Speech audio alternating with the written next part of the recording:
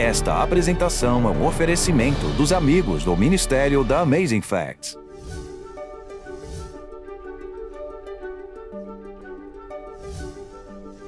Há um poder da fé que Deus colocou em cada ser humano. Jesus nunca disse, a minha fé te curou. Pelo contrário, a sua fé te curou.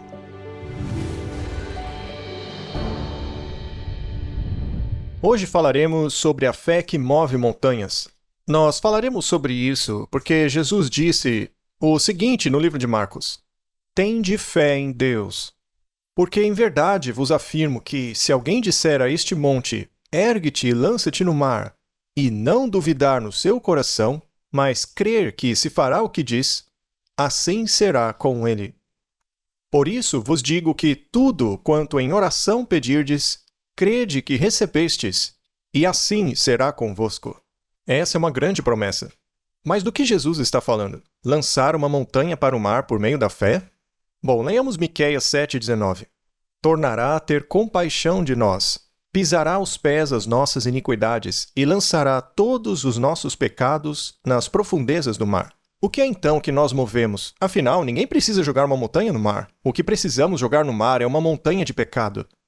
Uns têm montanhas maiores do que outros, mas para Deus não importa o tamanho de nossa montanha de pecado.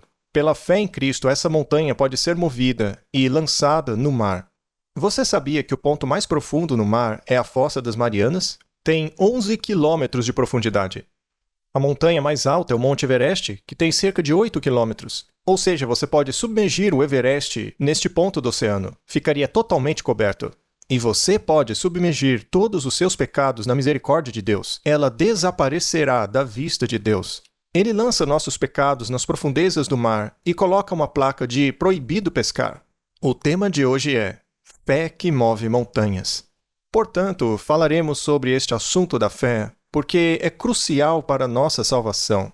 Mas quero começar com uma história sobre a Terra Prometida, que envolve 12 espiões. Em suas Bíblias, vocês podem achar essa história em Números, capítulo 13. Antes de entrarem na Terra Prometida, eles nunca estiveram lá, não sabiam como era. Eram escravos no Egito há gerações, nunca tinham visto. E persuadiram Moisés a deixá-los enviar alguns espiões para dar uma olhadinha, ver qual era o estado das coisas. E ele concordou. E os nomes dos 12 espiões são citados, mas a maioria desapareceu ao longo da história. Mas 2 permaneceram. Os nomes de Josué e o outro é o de Caleb. Os 12 foram enviados. E a história nos diz, em Números 13, versículo 17, Enviou-os, pois, Moisés a espiar a terra de Canaã. E disse-lhes, Subi ao Neguebe e penetrai nas montanhas. Vede a terra, que tal é, e o povo que nela habita, se é forte ou fraco, se poucos ou muitos. E qual é a terra em que habita, se boa ou má, e que tais são as cidades em que habita? Se em arraiais, se em fortalezas? Também qual é a terra, se fértil ou estéril, se nela há matas ou não? Tende ânimo e trazei o fruto da terra. Eram aqueles dias os dias das primícias das uvas. Assim subiram e espiaram a terra desde o deserto de Zin até Reob, a entrada de Ramate. E subiram pelo Neguebe e vieram até Hebrom. Estavam ali Aimã, Sesai e Talmai, filhos de Anak. Hebrom foi edificada 7 anos antes de Zoan, no Egito. Depois vieram até o vale de Escol, e dali cortaram um ramo de vide com um cacho de uvas, o qual trouxeram 2 homens numa vara, como também romãs e figos.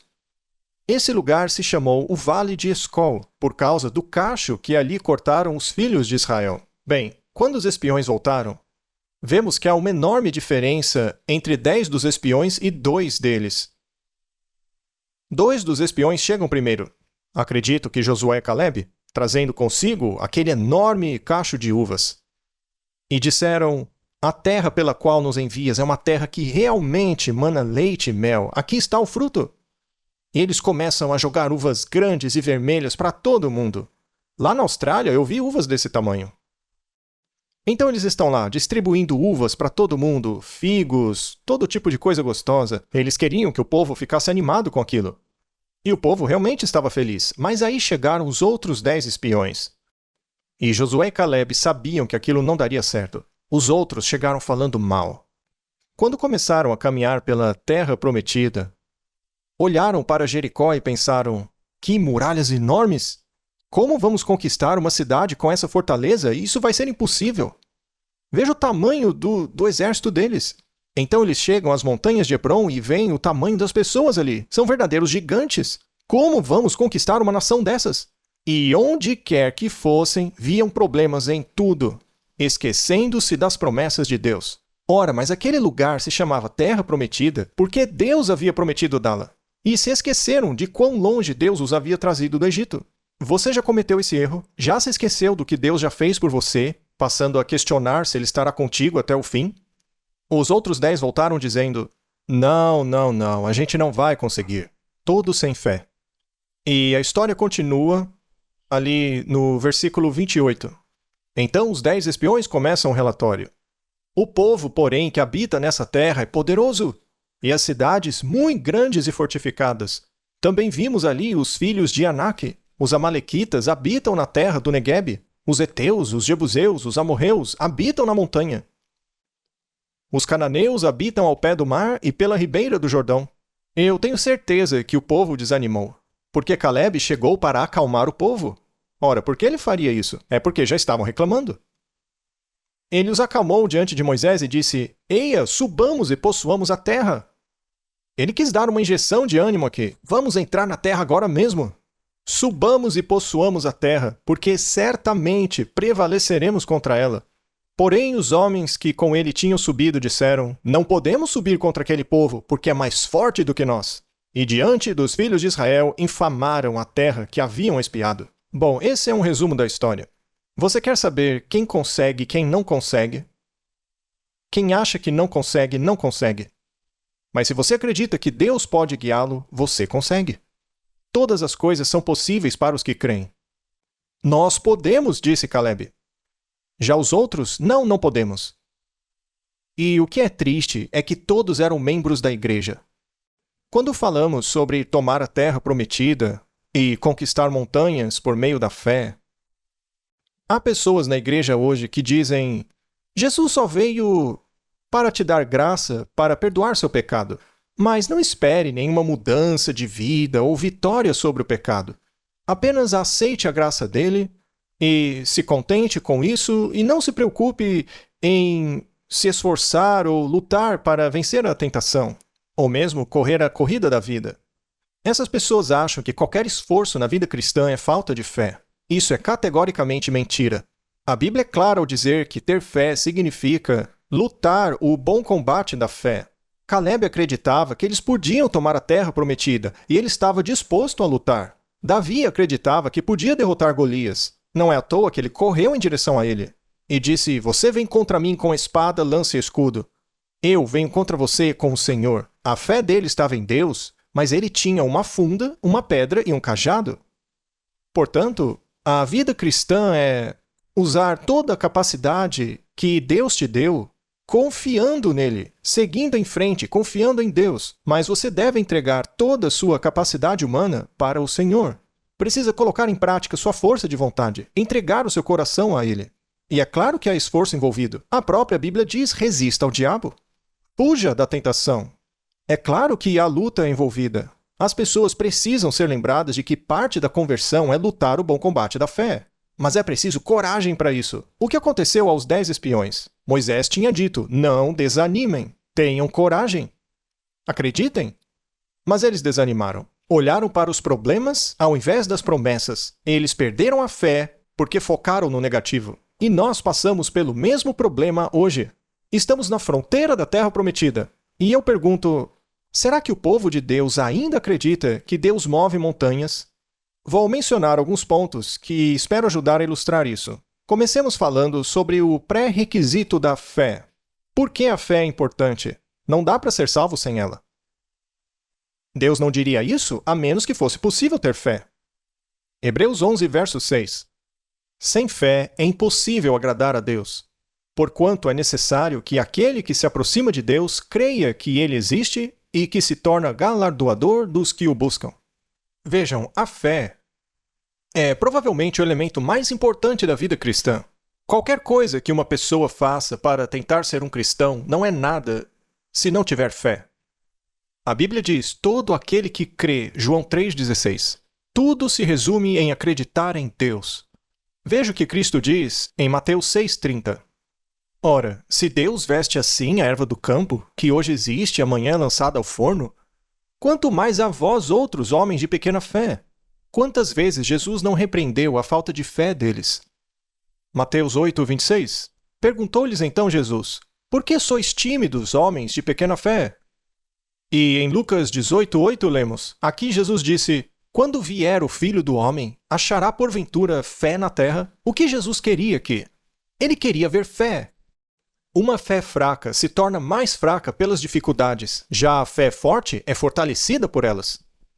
A razão pela qual Jó é mencionado na Bíblia é porque ele era um homem que desenvolveu a fé antes mesmo das provações chegarem.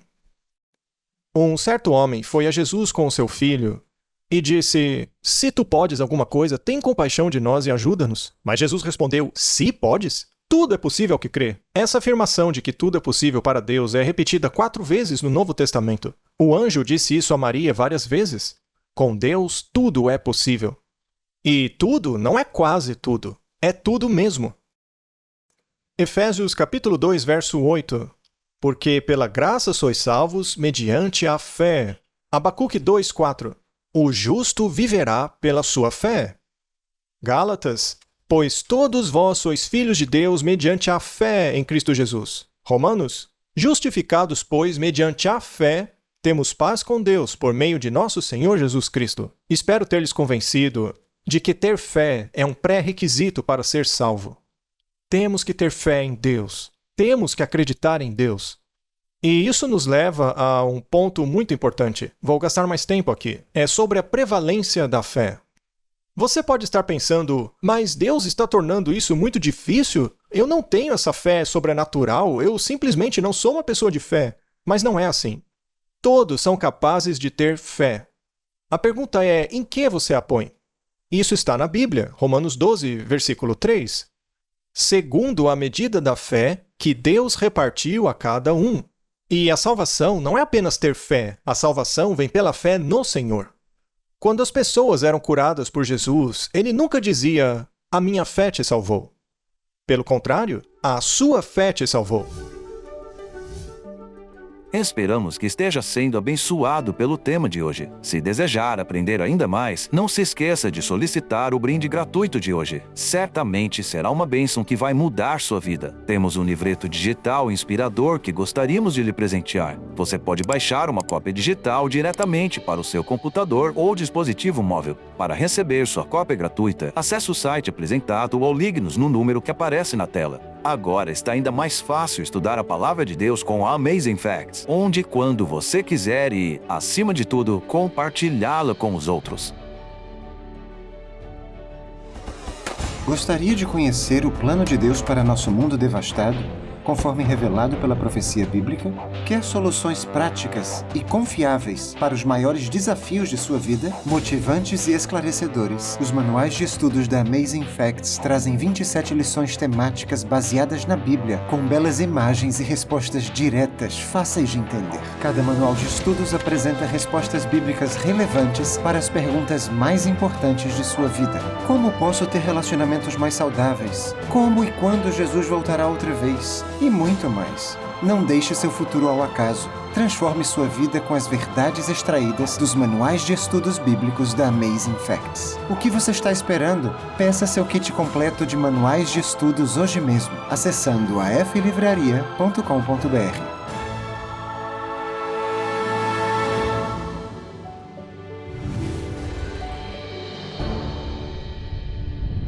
As duas pessoas que foram especialmente elogiadas por Jesus foram pagãos que demonstraram a sua fé nele. Uma delas foi uma mulher que insistiu para que Jesus curasse a sua filha.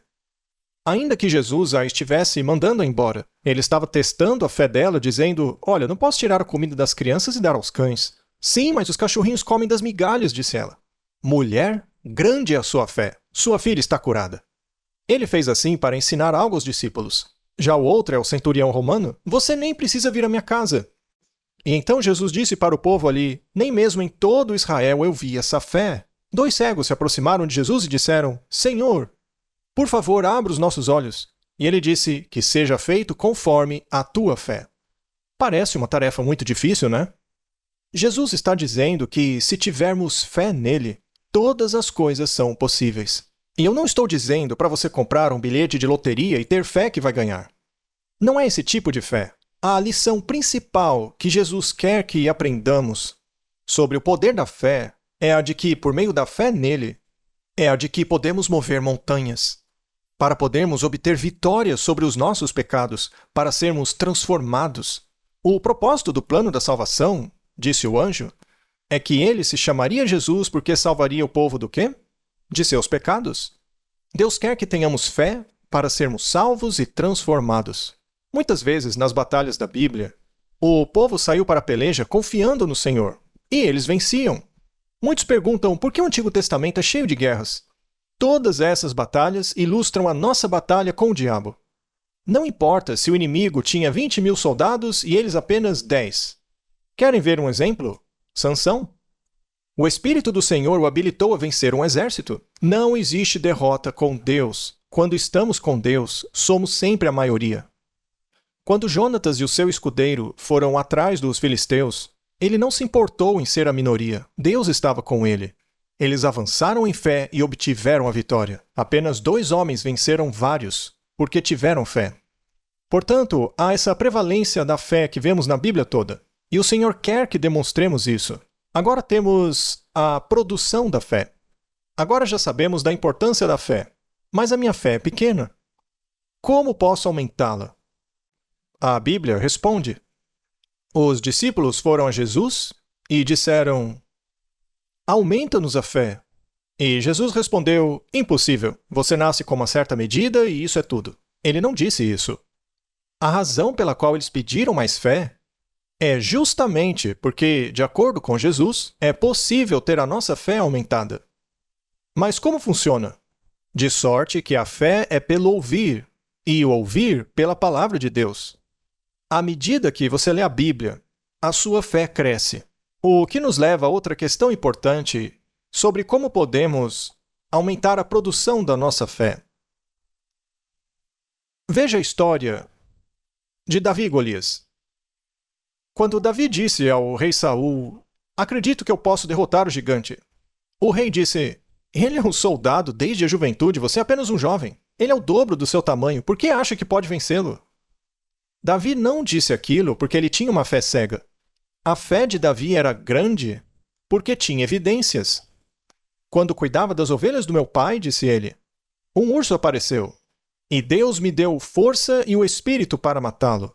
E outro dia apareceu um leão para matar as ovelhas, e Deus o entregou em minhas mãos. Então, pela fé em Deus, agindo em mim, eu matei um urso e um leão. Sim, o gigante é maior do que eles, mas baseado na evidência do que Deus fez por mim com o leão e com o urso, eu acredito que posso matar o gigante. Quando o Senhor trouxe os filhos de Israel para as fronteiras da terra prometida, ele já não havia dado a eles evidências para terem fé? Eles viram todas as pragas incríveis que caíram sobre os egípcios. Deus proveu água da rocha, pão do céu, vitória contra os amalequitas. Deus tinha dado muitas evidências para terem fé. Eles não tinham desculpas. É por isso que Deus lhes disse que não poderiam entrar na terra porque não tinham fé. Amigos, eu tenho um pensamento que me preocupa. Eu não quero me precipitar, mas aqueles que não acreditam que Deus não pode levá-los à terra prometida e lhes dar a vitória, não entrarão na terra prometida.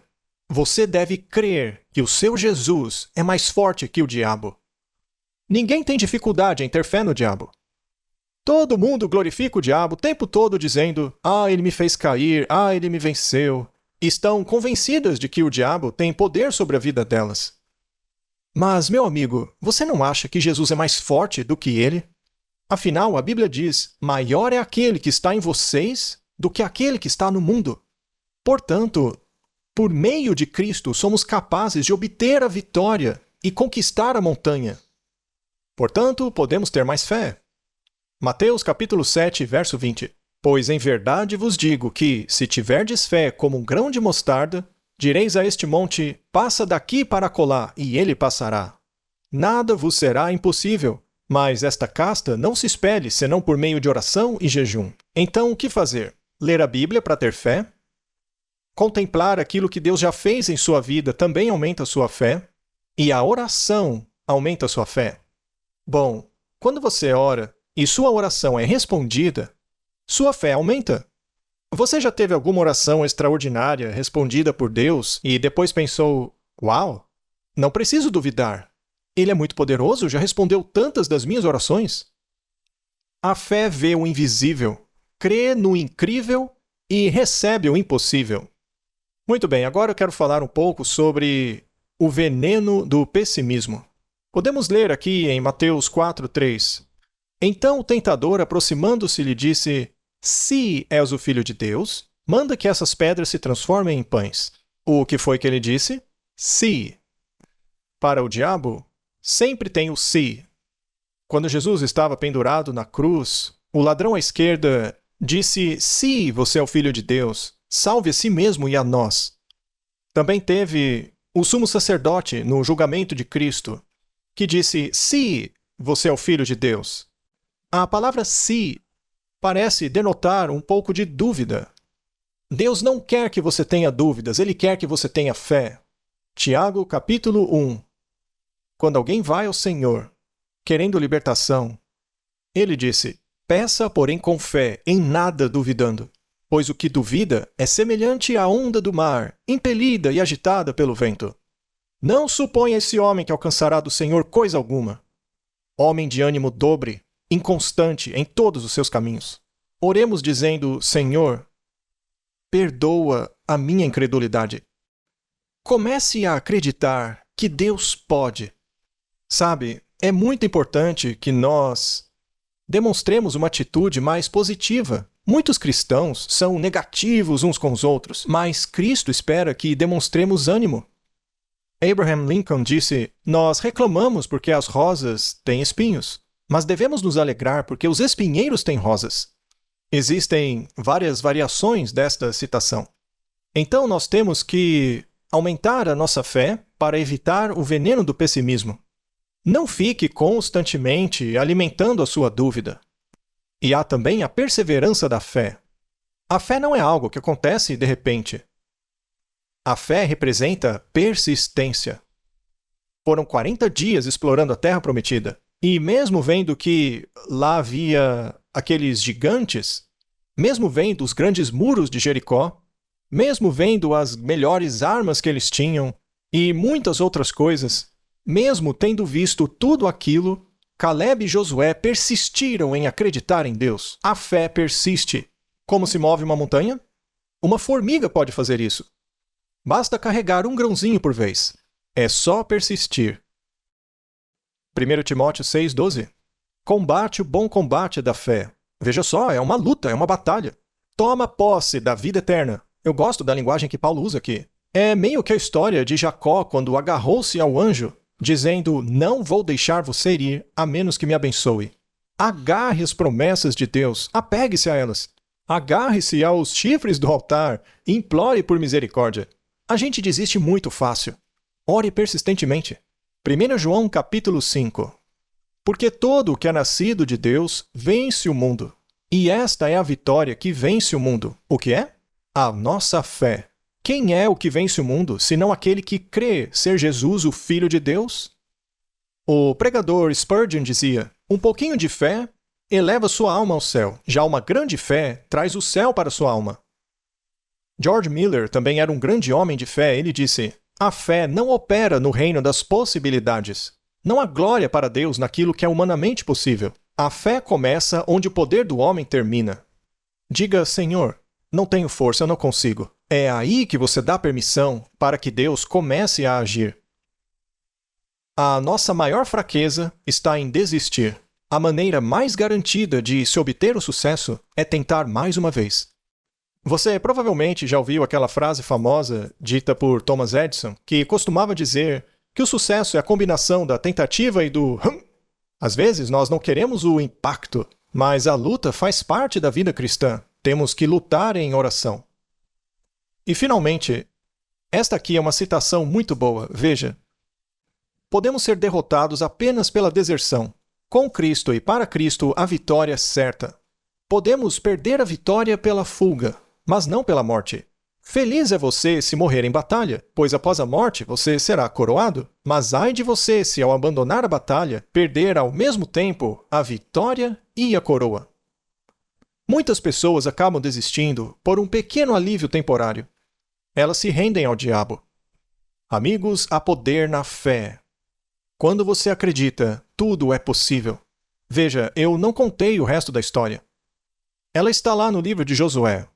No capítulo 14, Caleb tem 85 anos. Eles já haviam conquistado várias nações ali. E Caleb diz a Josué, sabe, há 40 anos, quando éramos espiões, eu acreditava que Deus poderia nos guiar.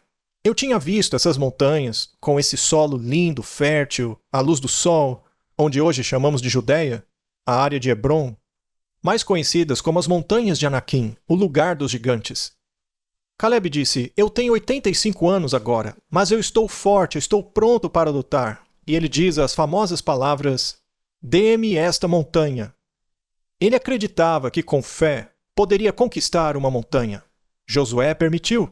Caleb então liderou os filhos de Judá e venceram os gigantes. E a razão pela qual os judeus se estabeleceram onde hoje é Jerusalém é porque Caleb tinha fé que poderia conquistar montanhas e gigantes, porque tudo é possível para Deus. Amigos, confiem no poder de Deus, não deem glória ao diabo.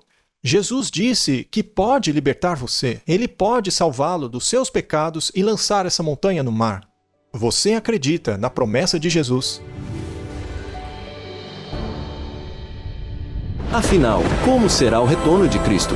A Amazing Facts criou essa revista lindamente ilustrada que fala sobre os principais temas da volta de Jesus. Quais são os sinais de sua vinda? O que é o arrebatamento? Como se preparar? Também fala sobre o juízo. Quem são os 144 mil? E, é claro, o milênio e a nova terra. Tudo isso reunido em uma belíssima revista. Para encomendar o seu exemplar hoje mesmo, acesse aflivraria.com.br.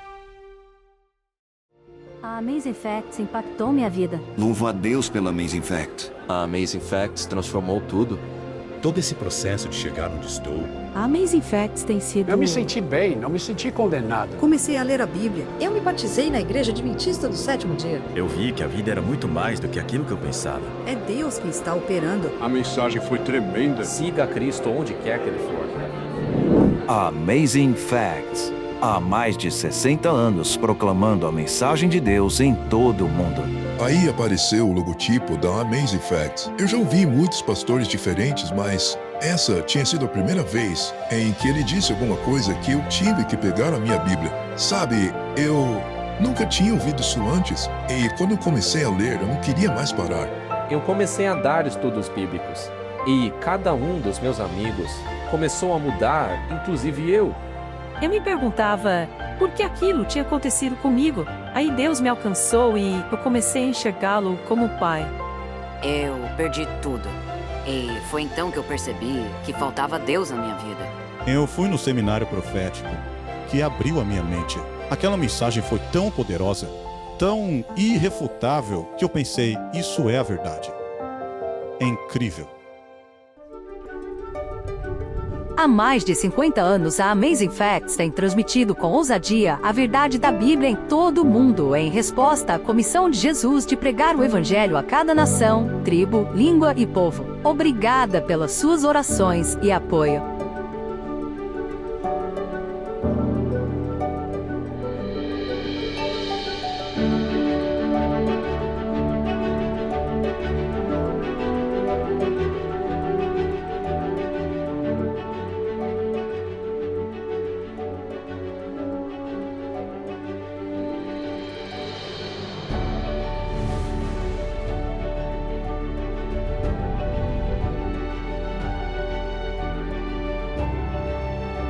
Não se esqueça de solicitar seu brinde gratuito de hoje. Vai ser uma bênção na sua vida. E obrigado pelo seu apoio de sempre, nos ajudando a levar o Evangelho de Jesus Cristo ao mundo. Esperamos que você esteja conosco na próxima semana, ao nos aprofundarmos na Palavra de Deus, explorando mais fatos incríveis.